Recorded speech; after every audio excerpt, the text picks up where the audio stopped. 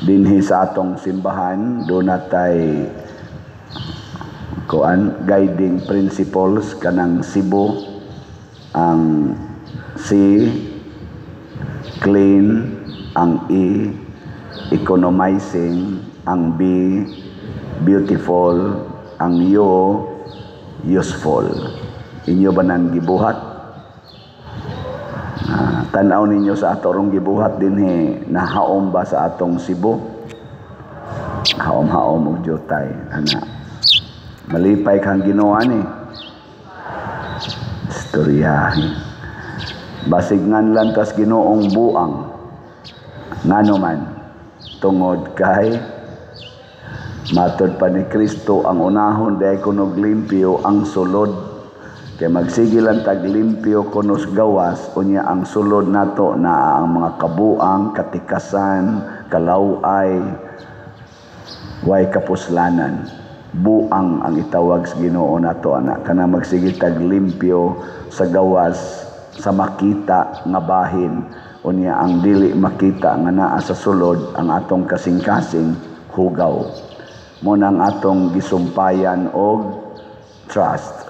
Ang gauna gyud trust. Unsa man ang prinsipyo nga trust? Ang T, transparency.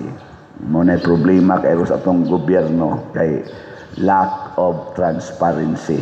And practically kadaghanan sa mga politicians apil na sad ming mga pari ambot ang mga obispo, lack of transparency. Unya dayon ang R, religiosity. Kanang pagsimbas Ginoo, matod pa diri sa unang pagbasa, mga buang sad mo. Di man to buang, mga buang-buang.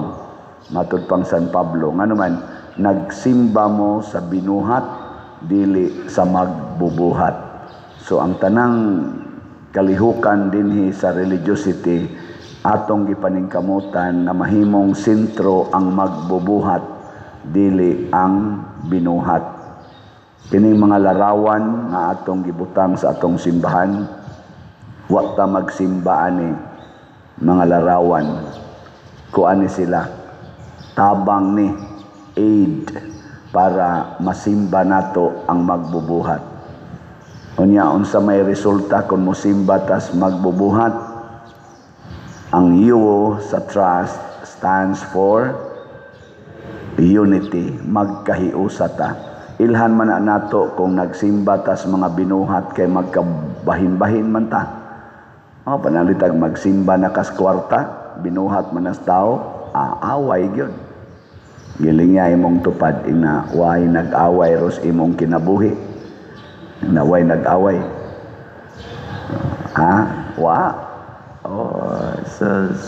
Basta magsimba na kas binuhat, sama nang musimba na ka, imo nang i-idolize ang usa ka tawo. Away gyud mo, panalitan imong bana, iyan nang i-idolize ang inyong silingan. Awa na, patay ka sa asawa diha. Mga anak ang i-idolize, ang cellphone, patay. Away ginag ang ginikanan. I-idolize nimo ang imong manok, bana, siging hapyod sa manok, nya wagi ka hapyod sa asawa o sa mga anak. Patay ka diya. Peligro, lain ano imong hapyod bantay ginang idolatry. Sintro gitas magbubuhat. Unya kung duna natay pagtahod o pag-ila sa magbubuhat, musunod dayon ang S, unsa man? Service, alagad. Mualagad data sa Ginoo pinaagi sa katawhan nga iyang gibutang diha sa atong kinabuhi. Muna dinhi sa simbahan, ning kamot gitag alagaray, sige gitag alagad. Ako ni silang giingnan dinhi atong mga staff, alagad yun. Kining tanan atong gibuhat, kining tanan nga ato mga slat-slat, unsa man na siya, pag-alagad. Congratulations diay kay malamposon kay nga atong segunda patron nga selebrasyon. Pagpaka nato kay daghan kay nang alagad. Grabe gikan sa mga tiwasonon hangtod sa mga tiguang hangtod sa mga youth. Grabe kayong pag-alagaray gikan sa atong LGU hangtod gyud sa mga workers dinhi simbahan nag-alagaray ta. Gabi gamiting Miss PPC o PFC. Abot mig hapit alas 12 gabi siging evaluate unsaon na sad pag-alagad niya na ka-appreciate mi sa response sa ato mga dinhi sa ato mga parokyano. Salamat gyud kaayo ha. Karong kuan kaning atong DPR, kaning Divine Powerful Response para sa mga biktima sa mga linog, niabot ng atong wala ko update pa pero niabot ng mga 1 million kapin ang atong na-raise nga kwarta. Salamat kayo.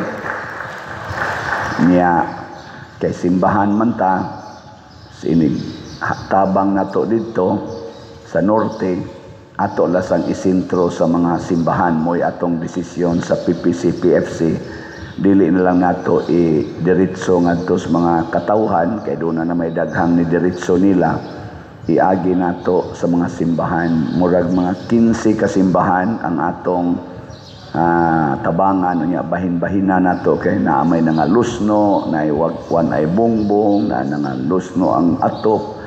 So dako kayog tabangonon kanang atong itabang nga mga 1 million kapin murag sa nagsinsiyo ikumparar sa ila inta pero may na lang kayo nga maka bahin-bahin ta kay ikaluyan man sa tas Ginoo wa man sa tagai og damage ang ato dinhing parokya kining atong simbahan. Thanks be to God mutabang ta dito nila kana bitang ni ata dinhi kanang naatay panginahanglan nya naay mo tonol na to bisag 5,000, 10,000 pagkalipaya. So ang amo rong initial nga gihuna-huna nga matag parokya atong tagaag tag 5 kasako nga bugas nga naay tag 5 kilo pack dito sa sulod tag na po man na sumahog og 50 ka 5 kilo ang kada parokya lang atong ihatag unya 25 to 50,000 tingali ang atong ihatag depende las damage atong i-share na cash para magamit nila. So mo na atong mga plano service na siya nya gikan sa na ninyo nga nibati nga di ta mohunong sa pagsigig dawat ani kay karon man Lunes ang atong pagpanghatag yampo na to maayo ang panahon dili man na kay masulba dayon ang ilang sitwasyon. So kung naana sa tay matigom nasad o pilay atong matigom gikan karon padung sa Lunes mo na itong ibahin-bahin nga to nila basig mudako-dako pa ang cash or mudaghan-daghan pa ang bugas nga atong ikabili nila sa kada parokya. So mahibaw-an na ini ka Sabado tingali, Sabado or Bernes karong Bernes makita nato ang actual gid natong madawat sa DPR. So kung napamoy daghan dang ikahatag para ning atong biktimas linog para sa atong mga simbahan didto ug katawhan hala ibutang lang na dire si Archbishop Abit na asad siya ay atong archdiocese ug ang ubang mga simbahan naapod sila ilang pag-raise og funds para gyapon itabang. Sige lang, bahin-bahino na to ug asa ninyo gustong itonol. Basta kita dinhi maningkamot ang inyong gihatag magamit gid nato. Naka-spent na ta og mga 115,000 out of 1 million kapin nga atong nadawat. 115,000 na ang atong na-spend sa lain-laing sitwasyon dito sa kanaganing norte. So sige pagitani unya kung magsige na tag-alagad gamiton gid nato sa pag-alagad ang atong technology muna ang T sa trust is technology atong gigamit ang modern technology nga magamit sa pag-alagad sa maning atong online nga mga misa kining ato mga TV monitors ang atong hili fans nya kading ato sad nga lingkuranan ato na ning ilisan so kamong mga niangkon adtong 13 ka o 14 ba to o 13 ka lingkuranan, ato tong i-convert sa bag-o nato niyang lingkuranan. Dugangan na lang to nato. Pero nga tong kneelers, idayon to nato katong 4 ka kneelers. Nya maghimo tag bag-ong lingkuranan, kay ang desisyon dili na lang ni nato i-repair ang kanini ang damage na kaayo nga mga lingkuranan nga kahoy. Nya maghimo tag design tag bag-o, kay man sa ni magtupong ang iyaning sizes. Kato dito mubo, nya kani dining sentro tagas, nya kani sang tagas na sa diferensya ang ginagmay sa iyang size, no? Nya nga lata na ng iyang kilid kasagaran, nagi pang agay-ay ug ato nang repiron, ang agay-ay to nas ilawom, mulata ra gyapon na og padayon. So may pa ato na lang ginang ipang distribute ngadto sa mga kapilya, o kinsay modawat ani nga kapilya na may daghang kapilya nato nga galisod pas lingkuranan, ato nang i-distribute aron adto na malata nila. Ade sila na lang mo repair ana, ila na dito ng ayom-ayomon, mapahimos lang na na siya. Pero kanang lata na kayo ato na lang ng gubuon, di sa tamang hatag nga tos kapilya nga dili magamit. So kini siya technology, pasabot modernong kahimanan aron ta mulambo, og nahimo ni siya tungod sa atong paghigugma sa magbubuhat, magpatudlo ta sa magbubuhat nga mao ang Ginoo. Kining ato karong adlaw, ikaduha sa ning adlaw sa pagnobina nato ni Pedro Kalungsod nga maoy gidebosyonan sa atong mga batan-on PYCC. So atong yampo nga ang atong mga batan-on magsunod gyud ni Pedro Kalungsod. Ako appreciate sa kus mga batan-on nato dinhi sa istoryahan pas mga tiguang puryabuyag. Kaya murag mga buutan sila, pero nasa pagkabuangon sa nuna sila gamay. Pero may pagka-train tingalis mga ginikanan, buutan, aktibo. Nya usas akong nabiliban nila may kay moampo. Mo gina sila mag-lead sa atong Camino Rosary. Ang mga batan-on gyud mag-lead. Kuan kayo, promising. Nya inignatay event pare atong ato dihang pista sa segunda patron. Wa gid sila manglakaw nga wa mahumaghipos ang atong mga lingkuranan, nanilhig pa gid sila dinhi sud simbahan. Nga liwat to ninyo. Ana lingay mong tupad ina nibiya dayon kapag human wa ka mang limpyo ina wa ka nitabang og limpyo ato nitabang ra kag kaon. Ay abas yan sa niya ikapoy sa mo ato, pero I know mo ginay energies mga batan-on na imagine lang sa nako ang among kinabuhi sa una didto sa kapilya o sa parokya nga kami gyoy katapusan ng mga grupong mawa sa simbahan. Labi nagnaay mga event pastilan hapit di gyud mga tug nya dako kay nang dungog namo nga nakaalagad sa simbahan.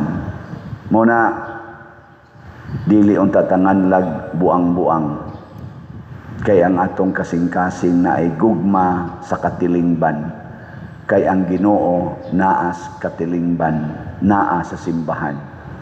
Muna ato mga government officials ato silang iampo ug hangyoon, love the Filipino community, love the Philippine country. Mga politicians labi na mo dang nas executive, legislative ug judiciary, labi na gyud mong mga elected officials, we elected you to serve the country, not to corrupt the country. Palihog lang kay grabe na kay taron gawas nga gilinog ta sa natural nga linog nga niguba sa atong mga kabtangan, gilinog pagid ta aning ato karong grabe kayong panag-away sa atong mga politicians nga mga selfish interest ra gyud ang hinungdan. Siging away inconsistent kay sila. Ang unity team nahimo na rong anti-team. Anang inconsistent kay inyong mga gipangbuhat kamong na as executive, elected officials, nakita gina namo ang inyong pagkabakakon. Kay sige mog promise og unity, nituo sad mi ninyo, nya karon wa nagibisag gamayng effort to do the unitive actions. Wa na. Away, papriso, impeachment. Maunay, kay nagsulti pa mo ana, kamo na as executive, kay gi-elect man mo og sa legislative, og nagsulti pa mo nga magkinihaay raday mo, mag-impeachnay raday mo, magprisuhay raday mo, di mi mubutar ninyo Mubutar mo? Di gid ta mubutar, mga wa mo'y uwaw. Mga bakakon, sige ingong unit team, unya di ito, magpresuhay ra di ay, mag-impeachanay ra di mo, gasto tag millions, billions, trillion na gani karon para lang ang inyong away, misulti pa lang mo ana katong pag-eleksyon, di mi mubutar ninyo mga wa mo'y uwaw. Di mo angayang palingkuron og posisyon sa katilingban, kay gibungkag ninyo ang katilingban. Kay wa na mo mahigugma sa atong Ginoo nga mo'y gisimba sa 85% more or less nga mga Filipinos solidly worshiping God. Pero kamong mga elected nga mga official sa gobyerno, wa mo magsimba sa Ginoo. Mostly nagsimba mo sa inyong garbo o sa inyong kwarta. Ginganla na mo sa Ginoo og mga buang-buang. Og mura kitag mga buang. Siging gasto anang papriso, anang impeachment, anang flood control nga wa nay control, pulos na lang flood. Wa na. Wow kay ana. Ako sulti lang yung kuanay kay sus nagtinabangay gud ta. Pertigo natong build aning atong country. Sige gutag paningkamot aning tabang aning mga kabos unya kamo dihang elected, gigastuhan gid mo pag-elect ninyo. Dagko kay taggastos elections, ang nidaog taktakon, ang napildi mao'y palingkoron, di katanganlan ang nagbuang. Kamong nas kumilik, di ka na ngilad kay tanawon, inyong gialaw nga mulahos og dagan sa eleksyon, naka-elect pa gyud ang mga tao, nya inyo ra day i-disqualify inig human, nya kadtong napildi mo ra day inyong palingkoron, di katanganlan ang nagbuang. Na tubagan ninyo taga kumilik nganong inana man mo ayaw na lagpadagana nganong wa man ninyo gisitol ang problem before sa election, nganong gihago-hago man ninyo pabutar ang mga tao unya human na inyo ra ding i-disqualify. Kamo pag mo disqualify ni konsulta mo ni butar wa kahawod gud ninyo nya kami pag gasweldo ninyo. Di katangan lagbu ang ana. Pangita mog nasod, ingon ana, na right after the election, ang nidaog, i-disqualify, ang napildi, mo ipalingkoron. Pangita mog nasod, ingon ana. Ikauwaw kay nas mga officials, pagka-inconsistent ninyo. Kaya nga naman, mao ni resulta kung magsimba na ta sa mga Diyos-Diyos, idolatries, sa kalibutan nga mao ang gahom nga kalibutanon, kwarta nga kalibutanon, garbo lawas non kaayong mga butang. Luoy kay tagnaong sakto yung gingong Kristo, mga buang-buang mo, mga buang mo.